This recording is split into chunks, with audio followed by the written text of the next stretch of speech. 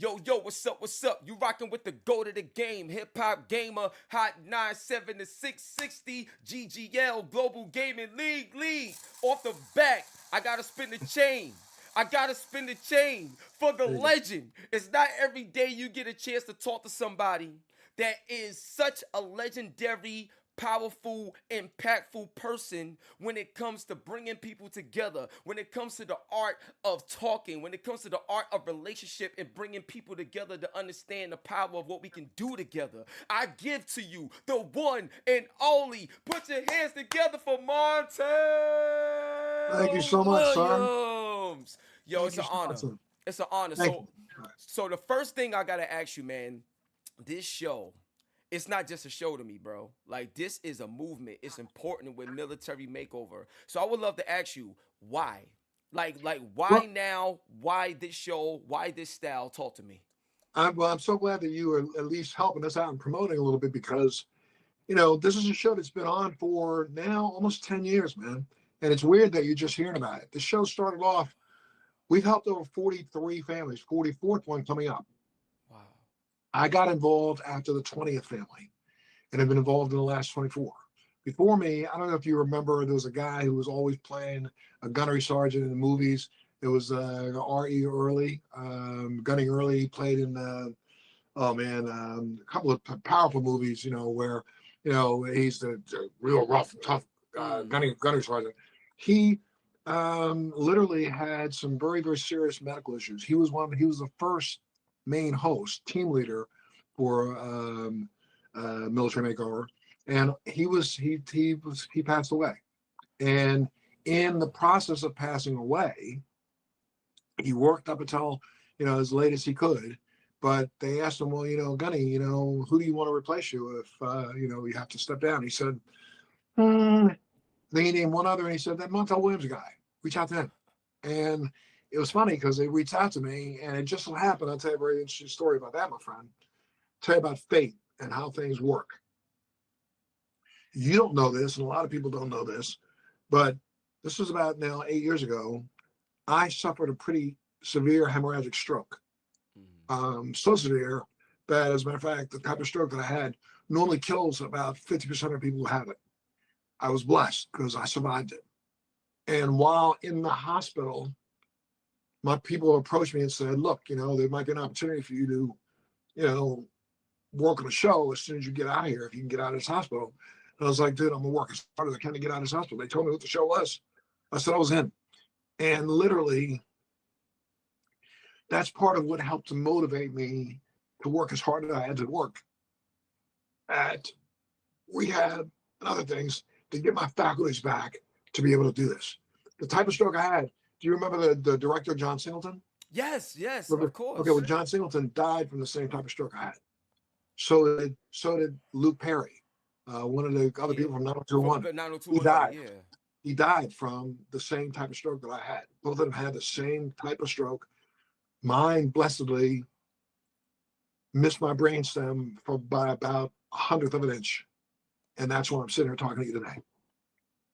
Wow. And Oh my it gosh. was it was literally while I was laying on that gurney in the hospital. Wow. It was one of the things that motivated me to get myself back together, to work as hard as I could in rehab, to work as hard as I could to go out and do something good for our veterans. People walk around all the time and say, thank you for your service. But it's almost like lip service. It's almost like when people walk in the morning, you say good morning. People don't even wait to hear the answer.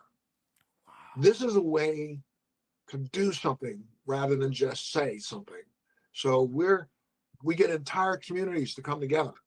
And for your listeners to understand, this isn't just about me and our little team, but the entire community where a veteran lives comes together. They're the ones who are swinging the paint. They're the ones who are hammering. They're the ones who are digging the ditches. They're the ones who are scraping up. They're the ones who are painting. They're the ones who do all that extra work. We get 50 to 60 volunteers that show up every day for Wow. 10 days to do the work so they can say thank you to a veteran.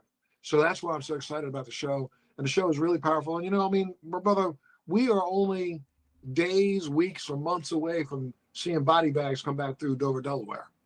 And You know, we shouldn't have to wait until that happens to do the right thing for those who have done so much for us.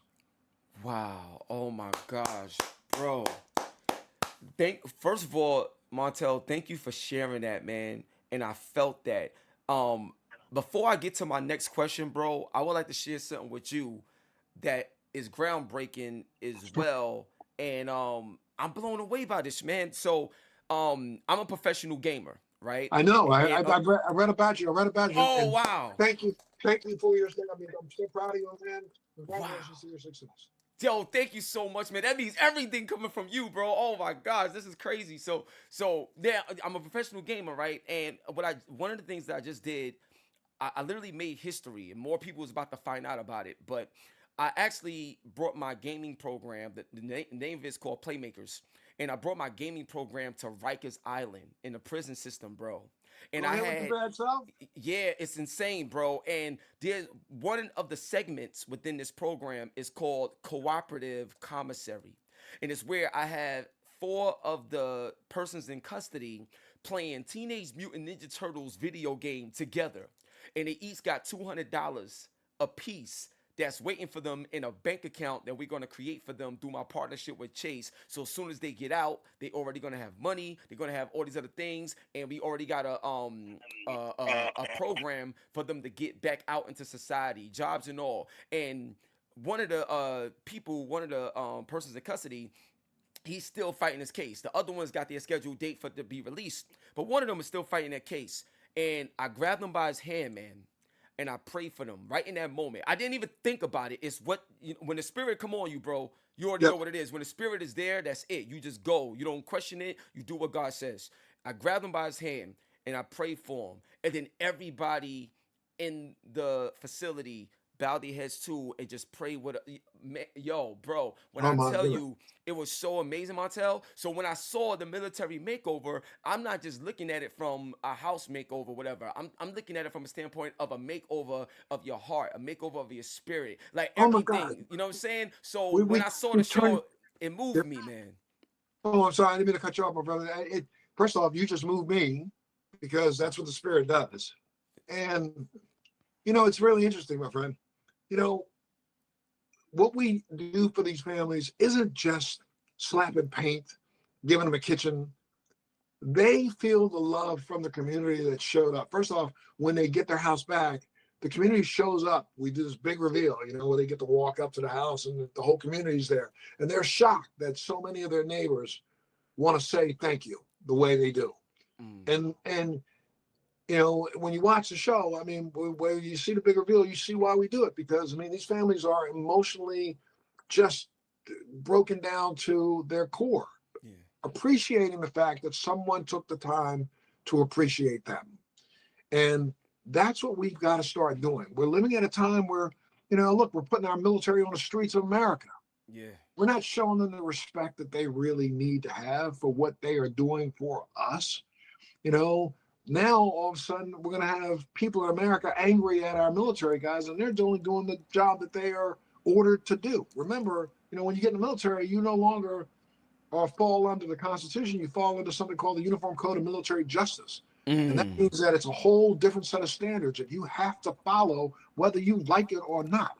mm, So, it puts us back at a time when brother had to face brother, when cousin had to go against cousin, when father had to go against son, and father had to go against daughter. We're forcing our military to do things that technically, honestly, our Constitution doesn't even allow for. mm, mm. And we expect them to do it with a hearty aye and not have any feelings. But deep down inside, when they lay their heads down on their beds, they say to themselves in a prayer, "Dear God, help me not hurt my fellow American." And they do. Yeah. And anybody who doesn't think they do is crazy. Wow. And I'm gonna tell you something right now. When you're held to a higher standard to be able to carry out a job, no matter how hard it is, it's a battle, like internally, like as well, to kind of figure that out. Because what may seem right to you may seem wrong to somebody else, but you're not trying to do wrong to the son. So it could get real complicated and complex. So I understand that. Now I got a major question for you. Yes, So sir. so because we talked about games earlier, I got the PlayStation, I got the Xbox, I got Nintendo, I got everything. I gotta ask you, Montel, have you ever played video games, whether growing up, or do you get a little time to play some games now? You know you got Call of Duty and Battlefield out there. Like, do you game at all, bro? Please let me Well, know, can son. I go back? Yes, let's go back. I did about 10, 15 years ago. So I'm like one of them old school Galactica guys. Galaga. I'm one of them old school guys who played all those old games. But recently, I don't know, I'm also involved in the cannabis industry. Okay. So I spent a lot of time visiting a lot of different dispensaries. And, it's funny.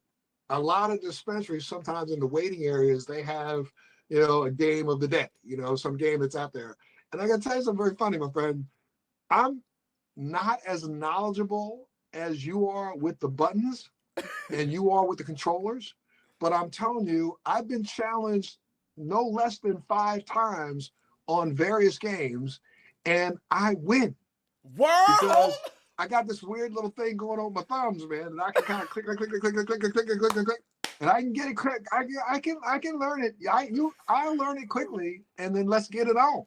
Yo, that's what I'm talking about. So now I got a few follow-ups with this because this is important. Sure. So one of the things you said earlier was how long the show has been around, but somebody like myself is just finding out. And what I was going to tell you, and I got to talk to your marketing people, I got to talk to everybody, but do you know that, one, there's a military gaming group called StackUp.org. These are like my brothers right here. And they're at every gaming event doing all these major things, pushing the gaming initiative. 2, in the gaming industry, period, there's actual data and analytics for like military people that love playing games and would try to play games on a base. Microsoft, Xbox be helping them out and everything like that. It's crazy getting them systems and all. So what I was going to say is, like, have you thought about bringing Military Makeover or doing some things where people that's fans of the gaming industry can discover Military Makeover by having Military Makeover be involved in the gaming industry so you can meet them where they are? I haven't thought of this yet, but you just lit up a light bulb in my head, my friend. I'm ready to go. Let's go. And you know what? If you want, you and I should do it offline, because I know you create a lot of games yourself, and you've been creating games literally since I heard about this interview. I've been thinking about 2 of them. Ideas that I got in my head that I'll bet I want to give to you. Ooh. I ain't giving it to nobody else. Give it to you. And you and I can create a game that I'm telling you. How can I say this? Because I don't want anybody else to steal this. No spoilers. You can say it without saying it. Yeah, say it without saying it. So I'll say it this way. There are things going on in the news right now that you and I could capitalize on to be a springboard to a really, really, really, really, really cool game. I can tell you something, man. We ought to rock on this.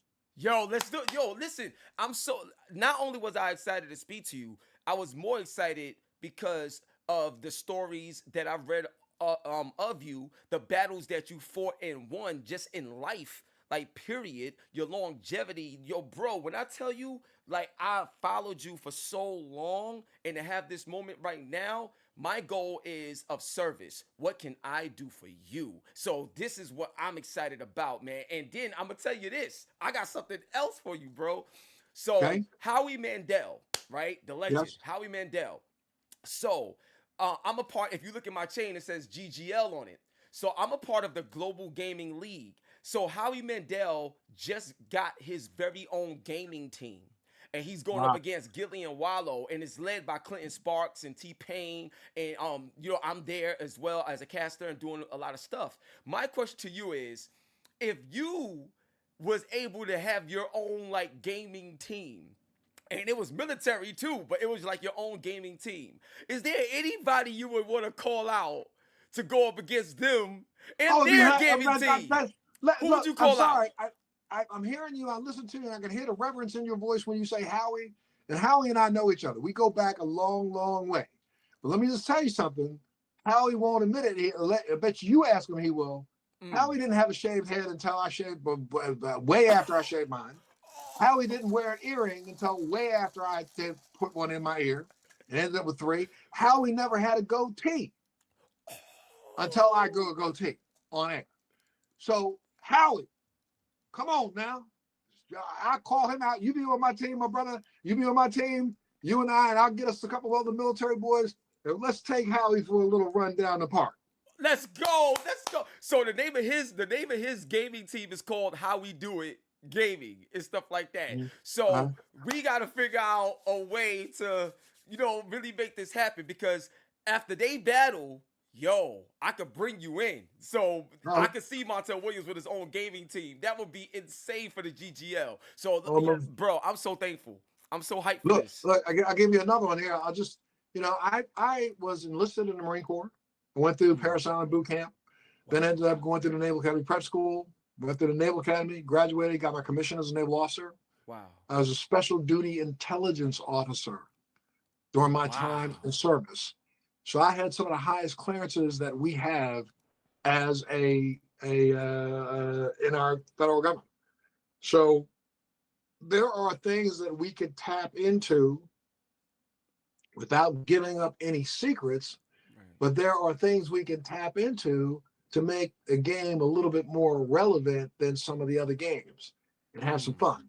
And I know with your expertise in gaming, shoot, man, you just teach me. Yo, let's do it. I'm with it. I'm telling you, I'm so serious. And I got the resources to actually make it happen. So anything that I say or think of, I'm saying it because I have the capability of actually doing it. So nobody's time is wasted. So thank you so much. I appreciate that. So I got another question because it's something that I was watching on one of the episodes. And I think it's the name of the company is called Guide House or like Guided House or something like that. I think it was called the Guide House in one of the episodes. But my question to you is, when it comes to these military makeovers and these families and the houses and all of it as a collective, what do you need going forward to continue the sustainability of this so we could continue to affect more families in an even bigger way? Sponsors all over the country. Sponsors. We can take this thing on the road. And we do go on the road all over the place. We did the Lynn family. They were in New Jersey. And this family was such a lovely family, man. Stephen and his wife, Leah, and they got 3 kids. They got another one on the way. They were just so beautiful, because our team made up of Art Edmonds and, our stylist, Jennifer Bertrand. Jennifer Bertrand, she literally sits down with the family for a couple of minutes and kind of talks with them to get their likes and dislikes, their color palettes and those things. Wow. And then that's all she does. She doesn't say, do you want me to do the living room? She just says, give me your color palettes, give me your interests, give me the things that really excite you, give me the things that you want to have preserved. Once they say that, she captures all that, man. And like a painter, man, she paints a brand new canvas. We turn that house into a forever home. These people come back in their home and they just literally they're shocked. Every corner they turn, they see something different that they couldn't believe that Jen could do for them. So we get a lot of the things, a lot of the furniture, a lot of the appliances. We get, whole HVAC systems for houses. We get new roofs. We get new decks. We get, in this particular case, with the Lynn family that starts this Friday, a company just heard about what we were doing. They didn't even ask for a plug on the show. They came by and dropped the $30,000 play area in the backyard for the kids of the family. Just drop, hey, are you serious? Bro, I'm saying 30,000 plus. Oh my God. They were like, here, we want to do this. We want to do this. We believe in this family because, our families are nominated by other veterans, are nominated by people in the community. When I showed up at the house the second time, and I show up before the house gets started, and I come on the big reveal day, and I'm there a day before, and we try to give some things to the family along the way. When I got to this house, man, I thought for a second, what, did y'all sell the backyard to the community? Because it was a community play area. It looked like something that you see in the local park. It's huge. It's the most beautiful thing I've seen in a long time. But I mean, the same family had an entire front yard donated, and siding, and yeah, it just incredible amount of work goes into this. So sponsors. If you hear Military Makeover's coming to town, come on down, man. We love to have you there. We have people come down bringing coolers full of water to do nothing but to give water to the people who were volunteering. Wow, that is So that's yo. Oh my gosh, yo, I'm man. I'm when I tell you I'm overwhelmed because I didn't know all of this. Like I see the show, it looks great, but the other layers, like I didn't know it was that deep. So this right here is incredible. We got to do something even more to support this. So now I got something else for you that I would love to share with you. sure. Now this is gonna be a two-parter though. So Okay. the first part is this. This is Hot 97. So I gotta ask you, man. Hot 97. Yeah, you know it. So my thing is, some of the families that you got a chance to talk to, see and experience the change that y'all bringing to them and stuff like that. What hip hop song or hip hop artist you feel fits for the world of what Military Makeover is? And the artist can be dead or alive, it don't matter. But who do you feel fits the theme of what Military Makeover is all about in the culture of hip hop? Which hip hop artist would I suggest? Man, I'm telling you, I'm so sorry. I got to do a little bit more homework to find out who's got a military background. See, for me personally, I think Tupac would have been so Oh, great. he would have been over the top. Yeah, I think Tupac would have like went crazy with the type of music that he makes, especially when it comes to families and uplifting and stuff like that. I think Tupac would have took this over the top, man. Like for Absolutely. real, I think that'd have been crazy. So now the second part of that question. Yeah. So one of the things that I do is I look for what I don't see and I listen for what I don't hear because that's God giving me the authority to bring something to light visually and to bring something for clarity so people can hear and understand to be effective. So my question to you is, how did this project Military Makeover, how did it change your life? Like what couldn't you see? What couldn't you hear that this project allowed you to see and allowed you to hear and allowed you to feel? I had, you got to remember when I had a stroke, I had stopped my show 10 years before. So I wasn't doing the Montel Williams show. And when they approached me, I just, I didn't do this because of money. I didn't do this because of their paycheck. I did this because it affords me the opportunity to do the things that I continue to do. What you don't see is what I do behind the scenes, my friend. And I'm not talking about the behind the scenes of Military Makeover. I work on projects continuously to better the lives of our veterans. I'll give you one example. I've been working on a project now for 14 years that last week actually got me an opportunity to sit in the office of Dr. Mehmet Oz, who is the head of CMS. And the project that I went in there to see him about, I went in to see him about two projects. One called My Medical Images, which is a project that I'm working with a developer out of Florida for. This gentleman has created a program that allows the patient, the client, the patient, to control all of their medical images. And why did I do this?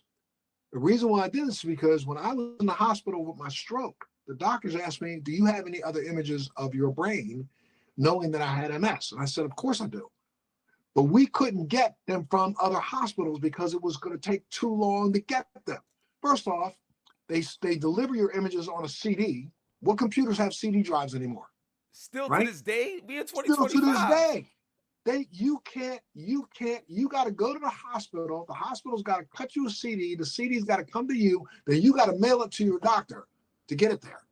This company called My Medical Images has created a program where you can share your images, whether it be an MRI, a CAT scan, a SPECT scan, a PET scan, or even just regular x-rays. You can share them with your doctor at diagnostic quality level on your phone, your tablet, or your computer. You don't have to go to the hospital. You capture all your images on your phone, and then when your doctor calls you, did you have any other images of your wrist? Of course I do. Click, send it right to the doctor. The doctor's looking at it on his phone. He ain't got to wait 2 days, 3 days, 4 days. Wow. That's one. The other one I'm working on, of a couple more. The other one, major one I'm working on is something that's called RTM. I know you know RTM is called Reconsolidation of Traumatic Memories. And what does that mean? There are some Oh, there are so many people in this country right now. We have 6% of this nation that is walking around suffering from PTSD. And the yes. only thing they do to help them is to drug the shit out of them or make them go to talk therapy that lasts and these people are drugged for the rest of their lives. If I told you, my friend, for the last 14 years, there has been a protocol that is now regarded by the highest level of institutions in the world, the ISTSS, which governs most psychological protocols, as the go-to cure for PTSD. 9 out of every 10 people who go through this remit 100% of the symptoms, catch this, in 5 to 10 hours with no medication. This thing has been around, been available, but my brother, we have been fighting to get this thing acknowledged by our government and by our VA and by our hospitals because they make too much money drugging the heck out of people rather than curing them of their illness. There are too many people who turn PTSD into a cottage industry. I'm going to tell you how profound this is. We are deployed right now in Poland and the Ukraine. We just literally, do you remember a couple months ago that flood that happened in Texas? Yes. Absolutely. 27 children died, 27 people died in that flood. We just went down in the last 3 weeks and treated over 44 family members of the deceased who survived. And those family members, all to the number, I think it's 43 out of 44, all remitted all of their symptoms of PTSD in 5 to 10 hours. What's the difference? It costs right now for a person suffering from PTSD anywhere from $25,000 to $50,000 a year to treat them. Wow. This, we can treat a patient at for $2,500 and they're cured and they don't have to ever go back. This exists right now today. Oh my so, gosh. You know, what does Military Makeover do for me? And what are those things that you don't know about? It keeps me in the eye of those who are decision makers that open the door and let me come in and tell them about things that I have that can make a real difference in our veterans' lives. That's what it's all about, my friend. You know, this is outstanding, bro. I'm gonna tell you right now, man. This has been one of like the best interviews, man, like I ever done. And I've interviewed like so many people. I had tons of people on the show. Yo, Montel, yo, you are a one of one. I mean it, man. I thank you so much. For the final question, man, and we're gonna wrap up after this, man. What I would love to ask you is, you know, I'm not sure if you remember, but do you remember like the phone call when you got saying that, hey, the Montel Williams show is greenlit. Your first episode starts here. It airs this date. Like, what do you? Yeah, like let me know. What do you remember about that moment that led to the legacy of your legendary? We got about 2 minutes. Yeah, of course. Okay, all right. Let me tell you real quick. A lot of people don't remember this, and I'm not sure of your age, my brother. How old are you? I'm 42. Okay.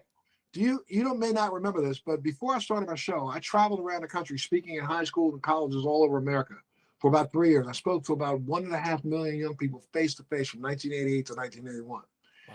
During that period of time, I got an opportunity to do a leader for the motion picture Glory, and I also ended up working on Glory to make Glory part of the national high school curriculum. I don't know if you know that, but it is. I did the same thing again. I remember Glory. I've watched Glory. That's crazy. And then 20 years later, I did the same thing for 12 Years a Slave. But anyway, the person who was the producer for the motion picture Glory was a guy by the name of Freddie Fields. Pepsi and Columbia TriStar distributed Glory to every high school in America in 1990. It was 1990, the end of 1989, 1990. It was distributed. So this guy, Freddie Fields, got a copy of that tape with me on the beginning of it at his office. Freddie was a producer, and he didn't know that they had done this. So I get a call in my office. Hey, pal, what are you doing on my movie? And I said, well, I did this for Columbia Transfer. He says, well, I looked at that and, I want to talk to you. Why don't you come out to my office? I flew out to his office, Christmas Eve, 1990, Wow. had a meeting with him all day. By January of 1991, he and I had agreed to partner up with another person to try to sell a show for me. Wow. In January of 1991, I met with all the syndicators in business at that time. Wow. By April of 1991, I signed my contract, and guess where I did it at? I signed my contract. I was literally a guest on then the Jesse Jackson show. Jesse Jackson had a show for a little bit. I was a guest on the show. I literally was in the green room waiting to go out onto the set. And my lawyer called me and said, we got a contract. We're going to sign it. You're going to get the show. It's going to start next month. I freaked out. Oh my gosh. I freaked out. I pulled Jesse aside because Jesse's show had just gotten canceled. And I didn't want to say anything to him to upset him. But, I said, Jesse, you ain't going to believe this, man. I just got a national talk show. He said, what? I said, I just got a national talk show. They flew me to LA the next month, May 8th. I shot my first show. I think it was May 11th, went on the air and never looked back. Wow. Oh, and the show ran gosh. for 17 years, got nominated for 4 Emmys. I won the Emmy as Best Talk Show Host and stayed on for 17 years. I did well over 3,200 shows. Oh, my gosh. Man. It was crazy, my friend. Yo, I'm going to tell you right now, man. After this interview, I pray that everybody get inspired, man. Get more involved with Military Makeover. Get involved with what Montel Williams is doing on the front end and the back end. This right here is what we talk about when I say character is your currency. I own that trademark too. That quote, I own it. I'm telling you, character is your currency. And Montel, it's an honor to see you walk wealthy. Well, my brother, it's an honor being a part of the show with you. And I literally, you don't have to do it today, but when you have time, reach back out to my peeps. Let's get on the phone with my peeps and let's talk through a couple of things. I'm telling you, I got a game that I ain't never seen. Nobody's tried to do this. And I guarantee you, if you got the gamers who could write the game, we could blow this thing up in a way that you just don't even know. Let's go. Say no more. Let's go. Say no more. Let's get it. So look, y'all. Right. Y'all rocking with the GOAT of the game, HipHopGamer. I got the legend right here. The one and only Montel Williams. Incredible interview. Incredible story. Make sure y'all check out Military Makeover. Make it a part of your daily routine. Because we all got many things to make over to become better in a militant style, in militant fashion. One love and God bless on your Hot 9-7 every day. That's my word. Hot 9-7. Let's get it, baby. Peace.